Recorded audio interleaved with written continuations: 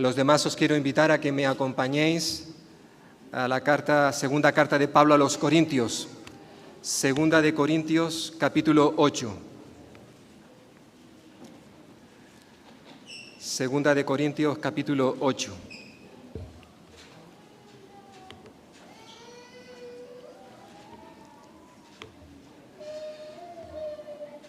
Para los amigos, amigas, o hermanos, hermanas que puedan venir quizás por primera vez, estamos estudiando esta carta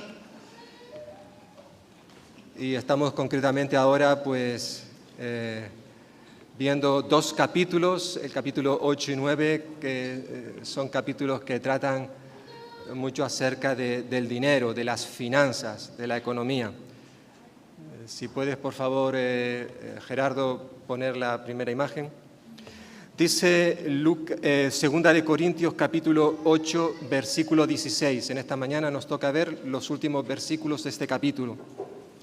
Versículo 16 dice: pero gracias a Dios que puso en el corazón de Tito la misma solicitud, la misma preocupación por vosotros. Pues a la verdad recibió la exhortación, pero estando también muy solícito, por su propia voluntad partió para ir a vosotros. Y enviamos juntamente con él al hermano cuya alabanza en el Evangelio se oye por todas las iglesias. Y no solo esto, sino que también fue designado por las iglesias como compañero de nuestra peregrinación, nuestro viaje, para llevar este donativo, que es administrado por nosotros para gloria del Señor mismo y para demostrar vuestra buena voluntad, evitando que nadie nos censure en cuanto a esta ofrenda abundante que administramos, procurando hacer las cosas honradamente, no solo delante del Señor, sino también delante de los hombres. Enviamos también con ellos a nuestro hermano, cuya diligencia hemos comprobado repetidas veces en muchas cosas, y ahora mucho más diligente por la mucha confianza que tiene en vosotros. En cuanto a Tito, es mi compañero y colaborador para con vosotros. Y en cuanto a nuestros hermanos, son mensajeros de las iglesias y gloria de Cristo. Mostrad, pues, para con ellos, ante las iglesias, la prueba de vuestro amor y de nuestro gloriarnos respecto de vosotros. Hace algo más de 2 meses me metí en una página cristiana llamada Protestante Digital, que suelo visitar con cierta frecuencia. Una página donde, nos habla un poquito de lo que está sucediendo no solamente en nuestras iglesias en España, sino fuera de España. Y leí la siguiente noticia. La Fiscalía de Madrid solicita 4 años de prisión para un pastor de una iglesia evangélica, al que se le acusa de apropiarse de más de 500.000 euros pertenecientes a la iglesia. Según la Fiscalía, el acusado, aprovechando su posición como pastor y responsable autorizado de la iglesia para operar en la cuenta corriente de la iglesia, habría ordenado múltiples transferencias desde la cuenta de la iglesia a su cuenta personal sin conocimiento de la congregación. Esto al parecer sucedió durante los años 2016 al 2018 y salió a la luz no hace mucho tiempo. El pastor de la iglesia, que aprovechando su posición de liderazgo, sacó dinero de la cuenta, más de 500.000 euros, para meterlos en su propia cuenta. Esto es un pecado, pero también es un delito. porque es posible que también los creyentes no solamente cometamos pecados, sino además cometamos pecados que son delitos y que por tanto tenemos que rendir cuenta ante la justicia. Se pide 4 años de cárcel. Qué triste, ¿verdad? Yo cuando escucho noticias como estas, me produce un gran dolor en mi corazón, porque evidentemente este hombre no solamente está dañando su reputación, sino también la reputación de la iglesia, el testimonio, pero también está deshonrando a Cristo. Pero al igual que evidentemente esto me causa dolor y tristeza, al mismo tiempo, y muchas veces yo he dicho esto, me miro a mí mismo y me digo, Benjamín, cuidado, porque tú también puedes caer en este pecado. Yo y tú. A veces los creyentes, aún conociendo lo que la Escritura dice, lo que Dios quiere para nuestras vidas, tú y yo también hacemos cosas que manchan, ensucian el nombre de nuestro Dios. Hay un mandamiento que dice, no tomarás el nombre del Señor tu Dios en vano. Bueno, eso quiere decir muchas cosas. Entre otras, quiere decir que cuando tú y yo llevamos a otros, en este caso a los incrédulos, no creyentes, a hablar mal del Señor, estamos tú y yo atentando contra ese mandamiento. No es que yo nombre al Señor en vano, sino que también puedo provocar que otros lo hagan por mi mal testimonio. Y eso es triste que ocurra dentro del pueblo de Dios. En estas últimas semanas, como hemos estado viendo, los que hemos estado asistiendo a esta serie de predicaciones, hemos estado centrados en el tema de las finanzas. No sé si, Gerardo, ¿me puedes proyectar la imagen? ¿Hay algún problema? Ahí está, vale, perfecto. Vale. No sé por qué, pero en aquella pantalla es que no lo veo. Aquí ya no funciona. Ah, amigo, yo me estaba fiando por aquí. Es que no veo nada, claro. Vosotros sí veis. Pues hemos estado centrados en este tema de las finanzas. Concretamente, los capítulos 8 y 9 giran en torno a este asunto. Nos recuerda que los cristianos tenemos responsabilidades los unos hacia los otros. De manera especial, estamos viendo en estos capítulos la responsabilidad de ayudar también con nuestras ofrendas económicamente a nuestros hermanos y hermanas que están pasando por necesidades.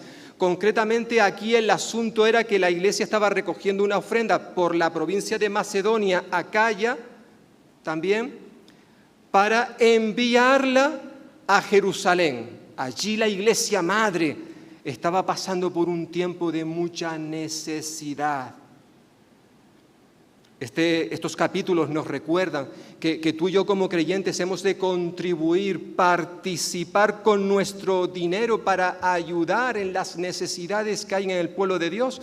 Esta mañana estamos viendo, hemos anunciado que durante este mes vamos a estar recogiendo una ofrenda para apoyar el ministerio en prisiones. Otras veces es para otros asuntos, para otros ministerios, ¿verdad? Tratar el asunto del dinero a la luz de la Escritura no es tratar un asunto material, mundano, terrenal, no, es tratar un asunto espiritual.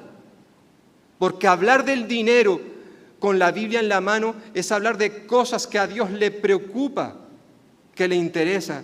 Estamos hablando de cosas espirituales. Ahora bien, Pablo, después de haber estado, y hemos estado viendo en los versículos anteriores, haciendo referencia a ciertos elementos que deben caracterizar nuestras ofrendas, ahora en estos últimos versículos es interesante que él hace como un paréntesis para en cierta forma hablar acerca de la logística.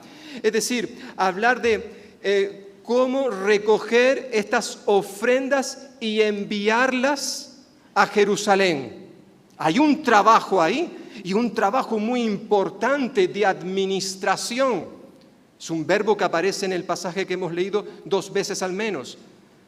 Pablo tenía la responsabilidad con un grupo de personas de administrar, gestionar todo ese dinero que al parecer era abundante, gestionar todo ese dinero y enviarlo a Jerusalén. Aunque ahora vamos parte por parte. De lo que estamos viendo en esta mañana es que se va a formar un grupo de personas para ir a Corinto, recoger una ofrenda que luego se uniría a las demás ofrendas, como las iglesias de Macedonia, hemos visto en los primeros versículos, recogieron, fueron parte de ese proyecto, y ahora una vez que se junten todos, pues se envían a Jerusalén, a Jerusalén.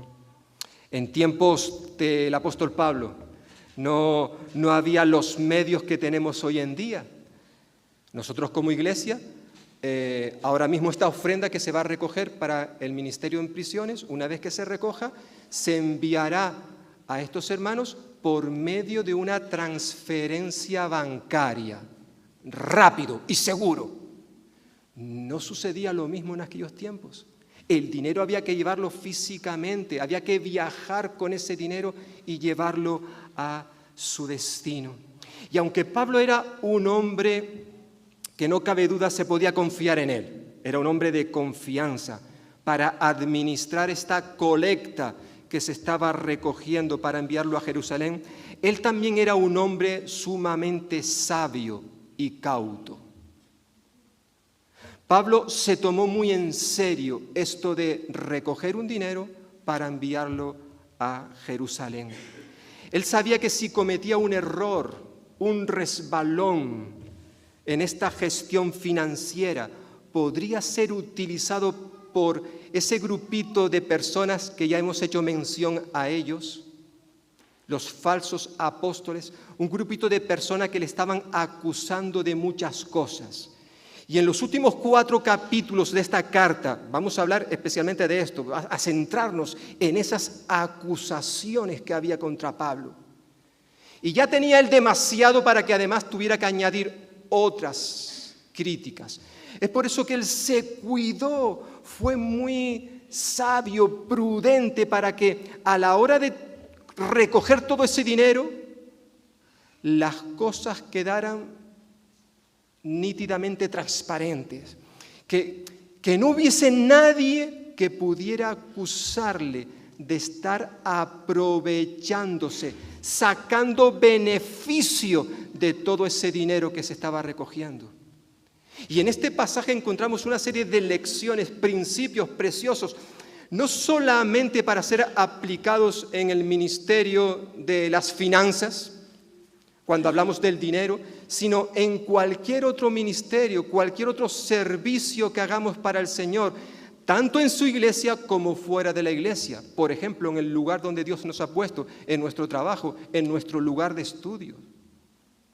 O simplemente al hacer la compra en el supermercado. Tú y yo hemos de tener en cuenta ciertas formas, ciertas características que como cristianos hemos de manifestar, reflejar en nuestra vida de tal manera que no haya nadie que nos acuse con el dedo, acusándonos de ser unos hipócritas, que sí, aquí hablamos de una forma, pero luego fuera de aquí vivimos de otra manera. Y eso a veces sucede. Por eso el apóstol Pablo comparte unos principios en cuanto a cómo gestionar este dinero, pero principios que podemos, como he dicho, adaptar a otras áreas de nuestra vida. Y hay al menos 3 cosas que me gustaría compartir en esta mañana que vemos en estos versículos. En cuanto a esa administración, gestión del dinero. Y Pablo dice al menos 3 cosas muy importantes, vemos aquí.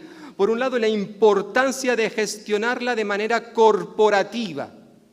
Que sea un cuerpo, un grupo de personas, nada de un individuo encargándose él solo o ella sola del dinero. No, tiene que haber un equipo. La iglesia es un cuerpo y por tanto, sobre todo en ciertos ministerios, ciertas áreas, es muy importante que que haya un equipo de personas colaborando, trabajando en esos ministerios. Tiene que ser una gestión corporativa, tiene que ser una gestión cristalina, es decir, transparente. Es cierto que hay un versículo por ahí en la Biblia que dice a la hora de ofrendar que no sepa tu mano derecha lo que hace la izquierda. Vale, eso está para un contexto, para una enseñanza específica, ¿vale? Pero obviamente a nivel de iglesia, qué importante es que cuando hablamos del dinero haya la máxima transparencia. Que cualquier hermano o hermana que quiera saber algo de las cuentas de la iglesia, pues pueda recibir la información oportuna. No queremos esconder nada. Por tanto, esa gestión tenía que ser cristalina, transparente. Y también Pablo recuerda en este pasaje que esa gestión, esa administración del dinero era algo en el cual Dios estaba implícito. Por eso era una gestión divina. ¿Cuál es el propósito que nos lleva a ofrendar? Y ya no solamente a ofrendar, sino a realizar cualquier ministerio. ¿Qué es lo que hay detrás? Pablo responde a estas preguntas en este texto que acabamos de leer. En primer lugar, vemos que la gestión se tenía que hacer de forma corporativa.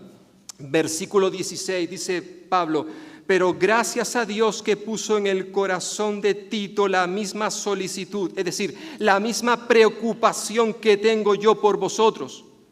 Pablo era consciente que para llevar a cabo este proyecto, recoger aquella ofrenda, se necesitaba a un equipo de personas que se caracterizaran por su madurez espiritual como también por su confiabilidad. Personas en las cuales se podía confiar, tener la certeza que iban a hacer un excelente trabajo. Y en este pasaje que tenemos aquí se menciona a un equipo de 3 personas. Conocemos el nombre de uno, llamado Tito, pero no conocemos los nombres de los otros 2. Aunque quizás Pablo en un principio inició este proyecto a nivel personal, individual, él viendo las necesidades que había en Jerusalén, decidió realizar este proyecto. Pero aunque quizás en un principio fue algo personal, él no lo quiso dejar en eso, sino quería involucrar a otras personas que tuvieran la misma visión que él. Y aquí aparece Tito. Dice que Tito también tenía el mismo interés, la misma preocupación, solicitud que tenía Pablo. Lo que a Pablo le afectaba, las inquietudes de Pablo, en este caso por las necesidades de los creyentes en Jerusalén, era también la misma preocupación que tenía Tito, como también suponemos que muchos otros creyentes. Aunque es interesante que Pablo señala que fue realmente Dios quien estaba detrás de esta preocupación. Versículo 16. Es Dios quien puso el deseo de ayudar a los corintios en el corazón de Pablo. Dice el versículo 16, pero gracias a Dios que puso en el corazón de Tito. No es que de manera innata Tito quisiera hacer esto o aquello, sino que realmente era Dios obrando en su vida, como también sucede en tu vida y en mi vida, hermano y hermana. Todo lo bueno que pueda haber en ti y en mí no es gracias a algo personal, algo nuestro, algo que en cierta forma hayamos conseguido nosotros por nuestros esfuerzos. No, todo lo bueno es por la gracia de Dios. Como le dirá Pablo también a los Filipenses, capítulo 2, versículo 3, que Dios es el que en nosotros produce así el querer como el hacer por su buena voluntad. Pablo no está aquí elogiando a Tito por tener un corazón bondadoso, no está elogiando a Tito, está alabando a Dios, porque fue Dios quien estaba trabajando en el corazón de este siervo suyo llamado Tito, porque todo lo bueno que había en Tito, como todo lo bueno que hay en ti y en mí, procede de Dios. Pero gracias a Dios que puso en el corazón de Tito la misma solicitud, la misma preocupación que yo tengo por vosotros, hermanos y hermanas de Corinto. Pues a la verdad, versículo 17, él recibió la exhortación, pero estando también muy solícito, muy preocupado, por su propia voluntad partió para ir a vosotros. Es decir, Pablo nos está recordando que Tito no fue presionado, obligado por Pablo para que viajara a Corinto para esta labor, para este ministerio. No, sino que fue Tito quien lo hizo por su propia voluntad. En cierta forma, lo mismo que Pablo había estado diciendo en versículo 1 de este capítulo de los creyentes en Macedonia. Asimismo, hermano, os hacemos saber la gracia de Dios que se ha dado a las iglesias de Macedonia, las cuales pues ya vemos cómo habían ofrendado al Señor a pesar de sus necesidades, sus dificultades. Fue por su voluntad.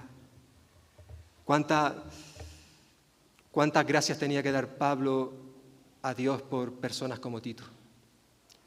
Personas que no había que estar detrás de ellos insistiendo, oye, por favor, tú puedes hacer esto, tú puedes hacer lo otro, mira, necesitamos hacer este ministerio. No, Tito era una de esas personas que no necesitaba que alguien le dijera que había que servir al Señor. Él mismo, por su propia voluntad, salía de su corazón. Él tenía un deseo de servir al Señor. No se sentaba allí en un banco de la iglesia y a esperar que el pastor o los líderes de la iglesia me digan, haz esto o lo otro. No. Tito era uno de esos que se ponía de frente y decía, aquí estoy yo. ¿Hay algo que hacer en la iglesia?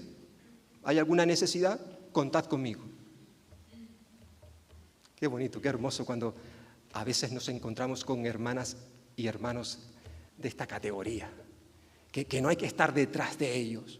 Pablo dice, a la verdad, él recibió la exhortación. Mira, Tito, pasa esto. Pero dice que él salió de Tito, él se puso en pie y dijo, aquí estoy yo. Pablo, puedes contar conmigo. No hace falta que me digas más nada. Yo sé que hay una necesidad, cuenta conmigo. Qué hermoso, ¿verdad? Pablo lo llama en el versículo 23, dice que Tito es mi compañero.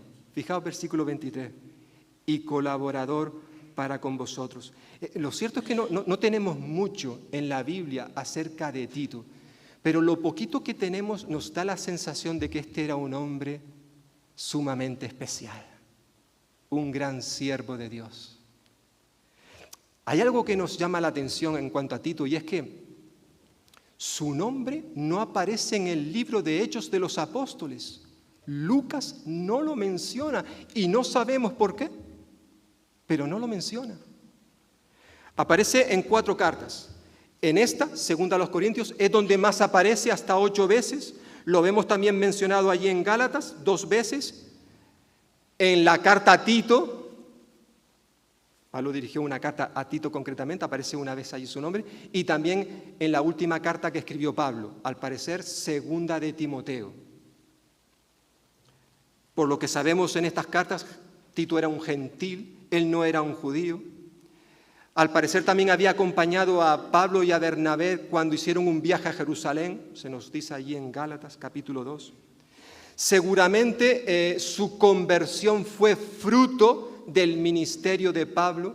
Por eso Pablo, cuando le escribe su carta, la carta a Tito, le llama verdadero hijo en la fe, en la fe. Era un hombre, al parecer, Tito, en el cual Pablo había depositado mucha confianza y por eso pudo incluso enviarlo a lugares problemáticos, iglesias problemáticas donde incluso Pablo no había podido hacer un buen trabajo. Por ejemplo, la iglesia en Corinto. Fue Pablo, ya lo hemos dicho, quien envió a Tito con aquella carta, la carta de las muchas lágrimas. Pablo había estado en Corinto con Timoteo, y los dos, Timoteo y Pablo, no habían podido conseguir el éxito que consiguió Tito. Porque al parecer, ya lo hemos leído en el capítulo 7, cuando Tito va a Corinto, lo recibieron, fue una bendición, un gozo. Pablo, cuando se enteró de cómo habían tratado los corintios a Tito, dijo, ¡ay, qué bendición! ¡Gloria a Dios! Estaba tan contento por el trabajo. Tuvo que ser, no cabe duda, un hombre pacificador, porque los corintios ya sabemos cómo eran. Y hay un dicho que dice, a ver quién le va a poner el cascabel al gato.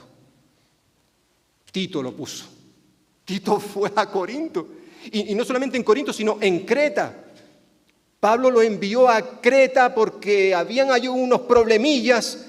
Incluso había que nombrar al liderazgo de la iglesia. ¿Y a quién envió? A Tito. Tito capítulo 1.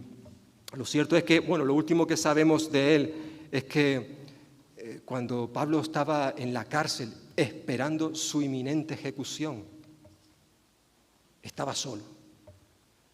Tito podía haber estado con él, pero al parecer envió a Tito a Dalmacia, allí en 2 de Timoteo capítulo 4. Era un hombre en el cual se podía confiar, un hombre al parecer de mucha integridad, honestidad. Qué bueno, ¿verdad?, que podamos hoy en día también tener entre nosotros hombres y mujeres de este calibre. Pero es interesante que Pablo envió, en esta gestión de administrar el dinero, envía a Tito, pero Tito no va solo. Con él también envía, versículo 18, dice, y enviamos juntamente con él, con Tito, al hermano cuya alabanza en el Evangelio se oye por todas las iglesias.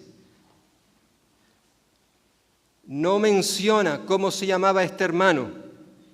Es interesante que no solamente aquí en el versículo 18, en el versículo 22 también se nombra a otro y enviamos, versículo 22, enviamos también con ellos, es decir, con Tito y con este hermano, enviamos con ellos a nuestro hermano, a otro, cuyo nombre tampoco aparece en la Escritura. Personas desconocidas para nosotros. Quizás lo conocían en Corinto y por eso Pablo dijo, bueno, hace falta poner los nombres porque ya todo el mundo sabe de quién estoy hablando. ¿O no? No lo sabemos. ¿Por qué Pablo no dio los nombres de estas personas? A lo largo de la historia del cristianismo son muchos los comentaristas que han puesto nombre, han especulado. Pues podría ser Lucas, podría ser Apolo. La Biblia no nos dice quién fue. No importa. Eran desconocidos para nosotros. Pero para Dios eran conocidos. El Señor sabía quiénes eran estos hombres, estas personas, como también sucede con muchos otros personajes en la Biblia, que se habla de ellos, pero sin dar sus nombres. No importa, porque sus nombres son conocidos por el Señor, sus nombres están escritos en el libro de la vida. Puede, hermano y hermana, que tú estás aquí escuchándome en esta mañana, o alguno a través de las redes sociales, y te consideres un desconocido, una persona que quizás estás haciendo un trabajo, un ministerio, y nadie reconoce esa labor, por las circunstancias que sean. Y eso incluso puede llevar a veces a desanimarnos, porque es así. Cuando hacemos una cosa para el Señor y no recibimos una palabra de apoyo, eso nos puede desanimar y llevarnos incluso a tirar la toalla. Pues yo voy a venir simplemente, me voy a sentar en el banco y no hago nada. Recuerda, y lo vamos a decir luego más adelante, si lo que tú estás haciendo es para el Señor realmente, que no te importe. Aunque es importante reconocer la labor, el trabajo de aquellos que sirven al Señor, claro que es importante y es bíblico que lo hagamos, pero cuando eso no ocurra, sigue adelante con el ministerio que el Señor te ha dado. Puede que otros no conozcan, no sepan nada de lo que tú estás haciendo, pero el Señor sí lo sabe. Y es de Él, al fin y al cabo, de quien vamos a recibir la corona. Si hemos sido fieles hasta la muerte. Sé fiel hasta la muerte y yo te daré la corona de la vida, le dijo el Señor a una iglesia allí en el libro de Apocalipsis. Por tanto, Se mencionan 2 personas aquí. Bueno, se habla de hermanos, pero no se dan sus nombres. Del primero, versículo 18, se nos dice que era un hermano cuya fama en las cosas del Evangelio se divulgaba por todas las iglesias. Dice la Biblia de las Américas, o dice otra traducción, era un hermano de quien se hablaba muy bien en todas las iglesias por lo bien que ha trabajado en favor del Evangelio. Al parecer tenía un testimonio intachable. Una persona que probablemente se dedicaba a la proclamación de las buenas nuevas del Evangelio y era conocido por muchas iglesias. Y lo interesante de este hermano, según versículo 18, es que él no fue elegido por Pablo a dedo, no, sino que fue escogido por las iglesias, versículo 19. Y no solo esto, sino que también fue designado por las iglesias como compañero de nuestro viaje para llevar este donativo. El verbo designar, el verbo griego que aparece aquí, es un término que hace referencia a levantar, alzar las manos, como cuando se vota en una asamblea. ¿Estamos todos de acuerdo? Que levanten la mano. Y levantamos la mano.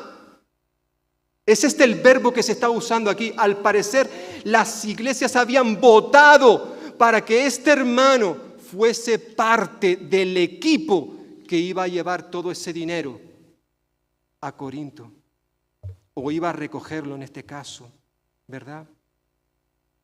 Es interesante que tanto versículo 18, versículo 19, versículo 23 y versículo 24 se hace referencia a las iglesias. Y esto nos recuerda y nos enseña también la importancia de cuando se toma decisiones en la iglesia. Bueno, hay decisiones y decisiones, ¿vale? Pero sobre todo decisiones de calibre, de peso, la importancia de que esas decisiones se tomen de manera colegial, corporativa, que sea la iglesia quien participe y que no un individuo tome la decisión de hacer esto o lo otro. ¿Cuántos problemas? Quizás eso fue lo que pasó. Yo no entiendo cómo fue posible que este pastor en una iglesia en Madrid durante 2 años estuviese sacando dinero de la cuenta de la iglesia y que nadie se enterase. Quizás porque no habían filtros. Las cosas no se estaban haciendo bien. No es posible que una persona pueda hacer esto, a no ser que, bueno, por negligencia, por lo que fuera, pues no se estaban haciendo las cosas bien. Pablo recuerda la importancia de que la iglesia participe. Fue todas las iglesias, dice el texto, quienes habían participado, habían designado a este hermano.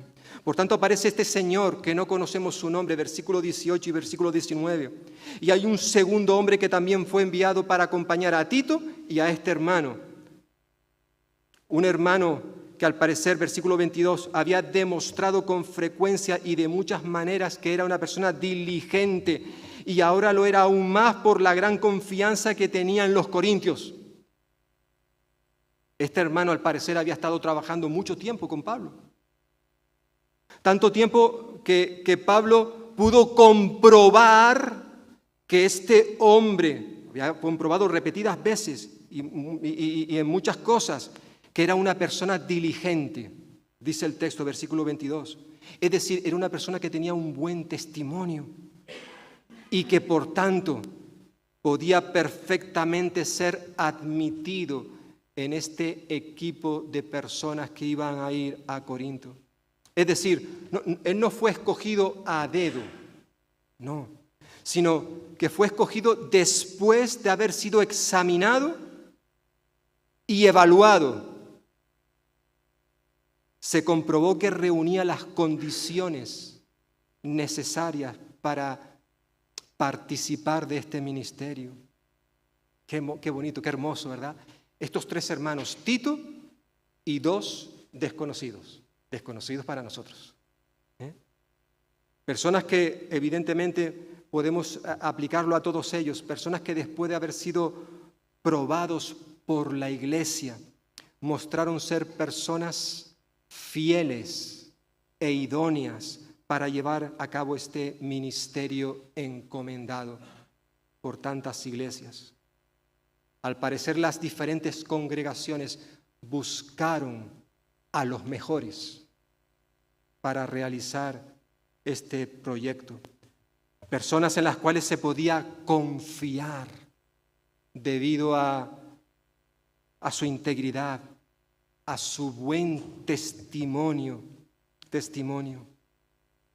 Aunque debemos recordar que estas cualidades, como la fidelidad y la idoneidad, no solamente son necesarias para trabajar, para gestionar las finanzas de una iglesia, sino también son cualidades características que se debe ver en todos los creyentes, independientemente del ministerio que estén realizando. Era necesario también manifestar estas dos cualidades. Es interesante que cuando Pablo escribió a Timoteo, su segunda carta a Timoteo, le dijo: Timoteo, lo que has oído de mí ante muchos testigos, esto encarga a hombres fieles que sean idóneos para enseñar también a otros.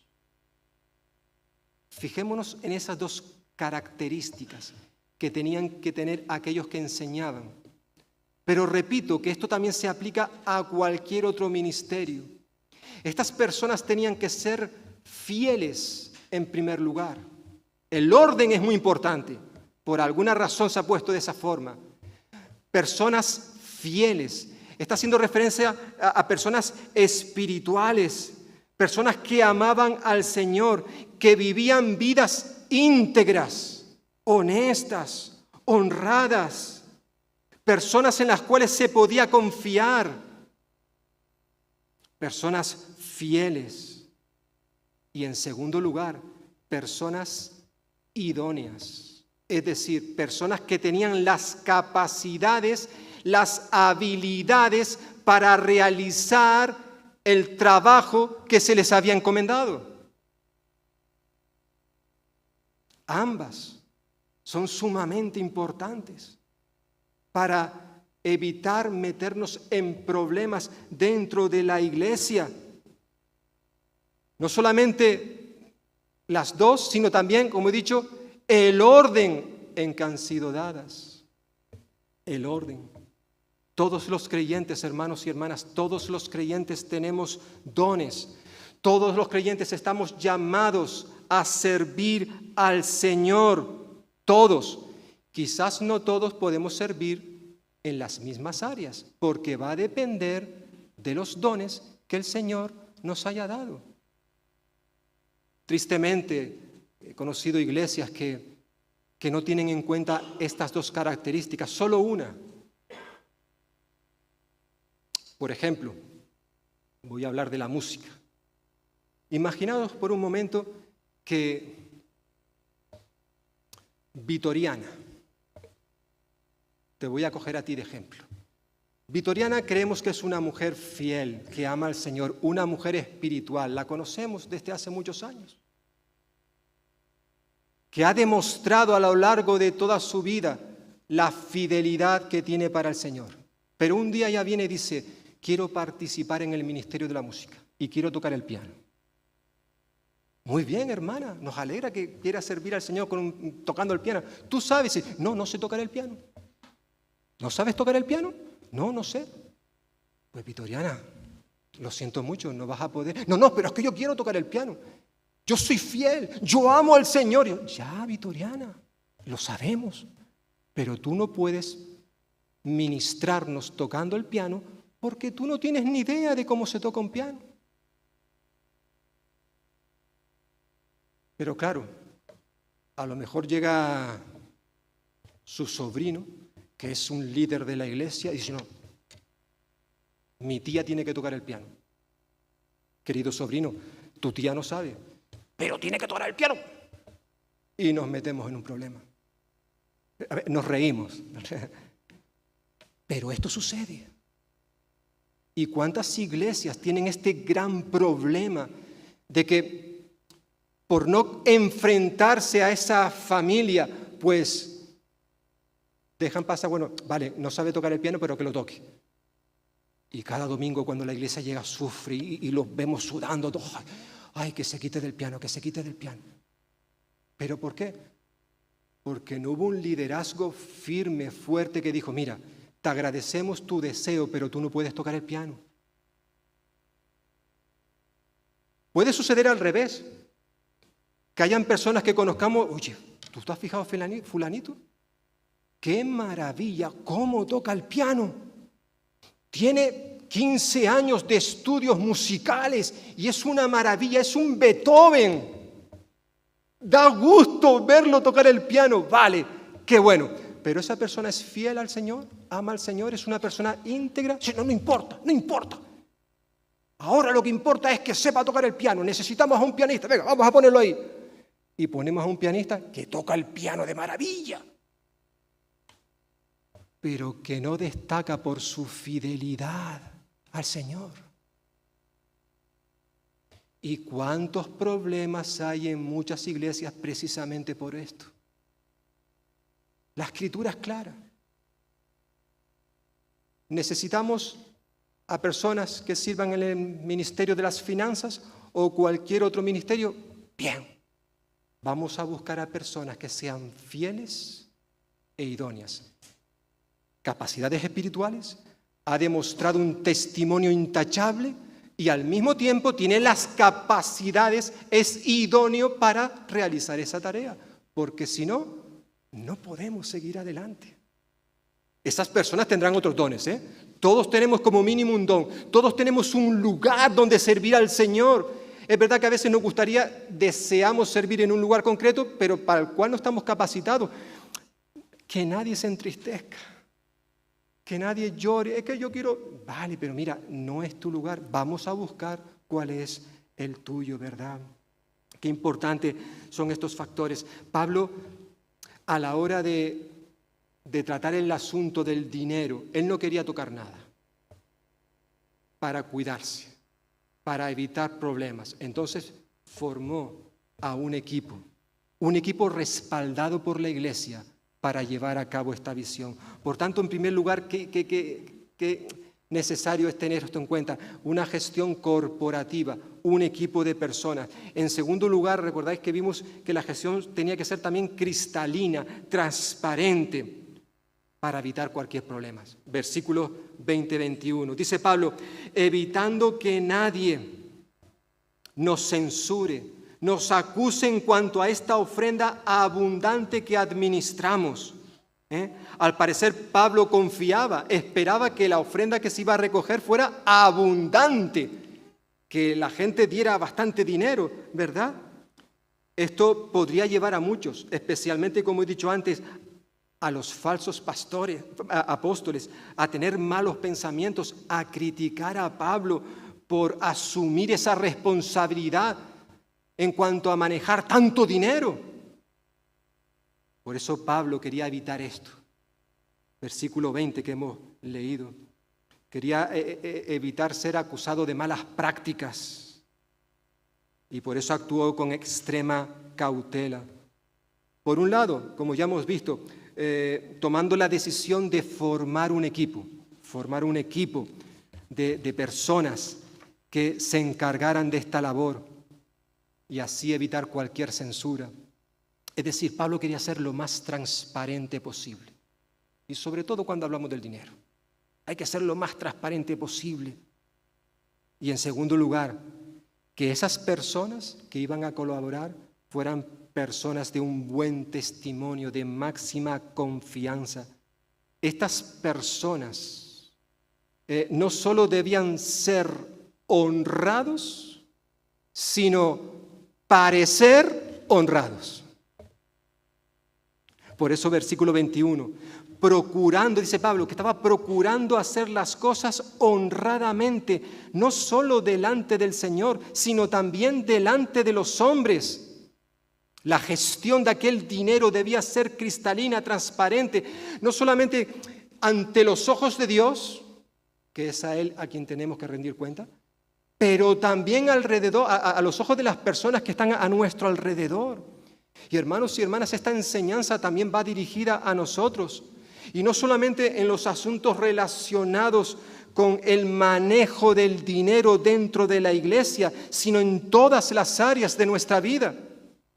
Debemos procurar hacer las cosas con honradez, de manera cuidadosa y correcta. ¿Por qué? Bueno, en primer lugar, porque Dios lo está viendo todo. Lo hacemos delante del Señor. No hay nada que podamos ocultarle a Él. No lo olvidemos. Lo hacemos delante del Señor, pero también en segundo lugar porque el mundo en el que vivimos, la gente que está a nuestro alrededor, nos están observando y buscando la ocasión para criticarnos cuando hemos tenido un pequeño desliz. Eso es terrible. Pablo está haciendo aquí referencia al testimonio del creyente ante la sociedad. Dice el apóstol Pedro en su primera carta, capítulo 2, versículo 12, mantened entre los incrédulos una conducta tan ejemplar que, aunque os acusen de hacer el mal, ellos observen las buenas obras de vosotros y glorifiquen a Dios en el día de su visitación, cuando el Señor venga.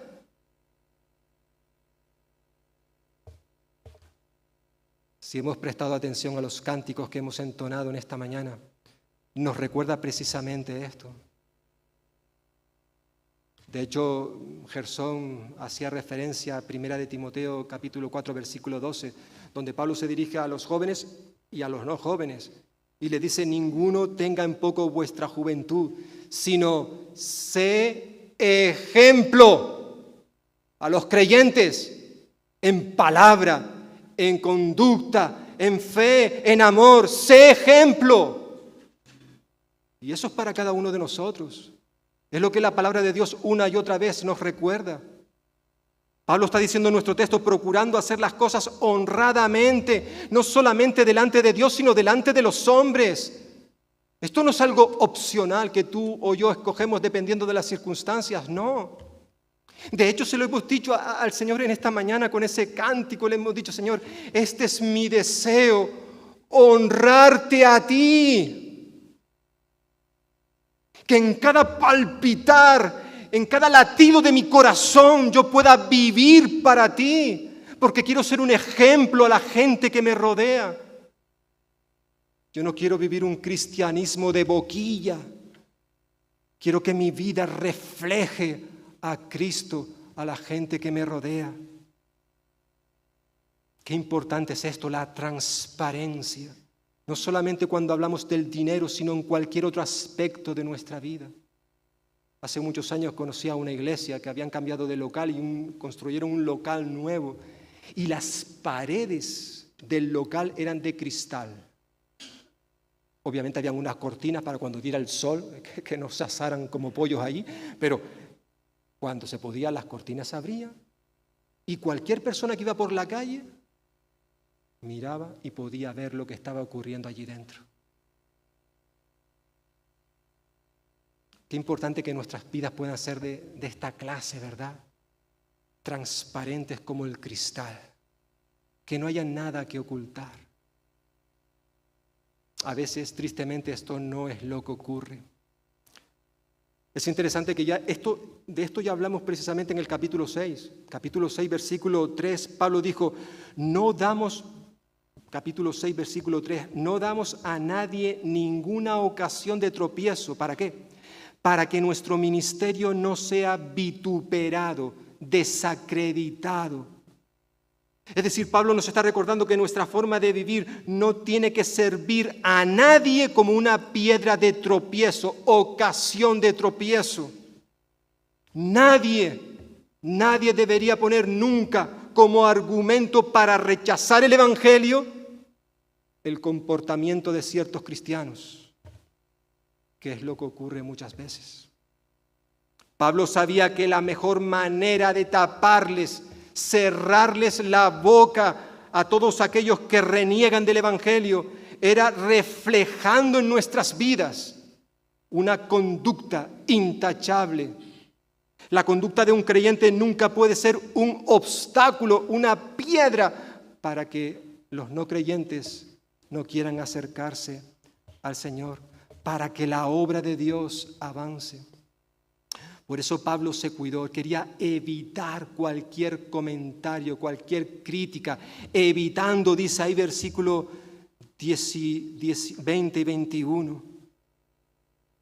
Él sabía que estaba delante del Señor, pero también delante de los hombres. No valía aquello de decir, bueno, a mí lo que más me importa es lo que piensa el Señor de mí. Vale, eso está bien, está bien. Pero también te tiene que importar lo que tus vecinos, tus compañeros de trabajo, tus compañeros de estudios, lo que digan de ti, sobre todo cuando tú no estás viviendo o yo no estoy viviendo el Evangelio. Por tanto, vemos que era una gestión corporativa, era un cuerpo, un grupo, un equipo de personas, era una gestión cristalina, transparente, pero también, para finalizar, era una gestión divina. Todo aquello tenía el único propósito de darle gloria y honra a Dios. Aunque nos pueda parecer un poco extraño por estar tratando de asuntos relacionados con el dinero, un tema aparentemente sencillo, sin embargo, este pasaje nos recuerda que la administración de este dinero era para la gloria del Señor. Versículo 19. Dice Pablo, este donativo, versículo 19, este donativo es administrado por nosotros, ¿para qué? Para la gloria del Señor mismo. Aquel proyecto de recoger la ofrenda no era para honrar, para elogiar a Pablo, a Tito y a su equipo, no. Este proyecto tenía el único propósito, de ayudar a los hermanos y hermanas en Jerusalén. Versículo 19 termina así, que también era para demostrar la buena voluntad, es decir, la disposición de la iglesia de Corinto para aquellos hermanos, pero la meta final, última, era honrar, dar gloria a Dios. Versículo 19. Es por eso que la gestión debía hacerse correctamente, porque el Señor estaba presente. Versículo 21 que hemos visto. Esto se hacía, dice, delante del Señor. Es decir, versículo 19, para la gloria del Señor. Versículo 21, delante del Señor. Y ahora Pablo, versículo 23, nos recuerda que aquellos mensajeros que iban a ir a Corinto a recoger la ofrenda, ellos debían reflejar en sus propias vidas, ¿el qué? La gloria de Cristo. La gloria de Cristo. Es por eso que Pablo termina este capítulo pidiéndole a los corintios que muestren ese amor hacia los que iban a visitarles, hacia aquel equipo de personas que iban a recoger la ofrenda. Mostrad pues para con ellos ante las iglesias la prueba de vuestro amor y de nuestro gloriarnos respecto de vosotros. Como he dicho, hermanos y hermanas, para concluir, aunque esta ofrenda que se está recogiendo tenía el propósito, la meta, de suplir las necesidades de los hermanos en Jerusalén, esa era la meta, ¿vale? Sin embargo, por encima de esa meta, en última instancia, el propósito de aquella ofrenda era darle gloria al Señor. Darle gloria al Señor. De la misma manera, cualquier cosa que tú y yo como creyentes hagamos, cualquier ministerio, repito, cualquier ministerio, aunque sea el de barrer este local. A mí esta semana me tocó con mi equipo participar en la limpieza del local.